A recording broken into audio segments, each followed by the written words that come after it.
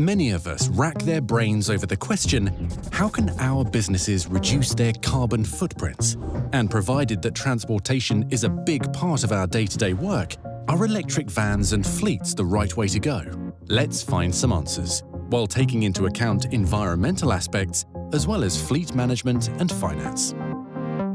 Change needs to be well planned.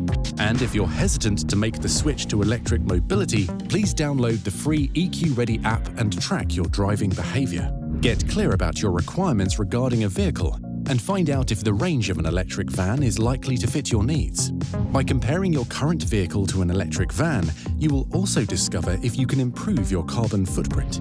Speaking of footprints, Neil Armstrong left his footprints on the moon forever, but can we really make ours disappear from the face of the Earth?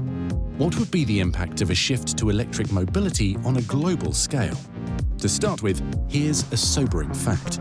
Even though more electric vehicles are already being produced, global CO2 emissions are expected to stagnate until 2030. However, right after that, we will see a great shift. And by 2050, CO2 emissions will have decreased dramatically. And of course, we support this development.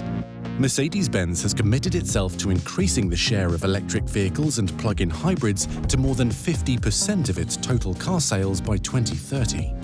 And by 2039, we aim to be completely CO2 neutral. How does this affect us right now? So far, there have been no driving bans for commercial vehicles with combustion engines. But that might happen in the future. If we switch now, this could be a genuine competitive advantage for us in the long run. Talking of cost, yes, at the moment purchase costs for electric vans are somewhat higher, but in the long run, the overall costs won't exceed those of a combustion vehicle. And on top of that, Mercedes-Benz will cover all maintenance costs for the first 4 years. Another big advantage, comparing fuel prices will become obsolete. Plus, you may profit from legal and tax advantages. And as if that weren't enough, e-mobility has another positive side effect. An electric engine recuperates during the braking process. That means you gain range while you brake. And yes, we are well aware that our efforts are but small steps on the road to success. No athlete was born a world champion.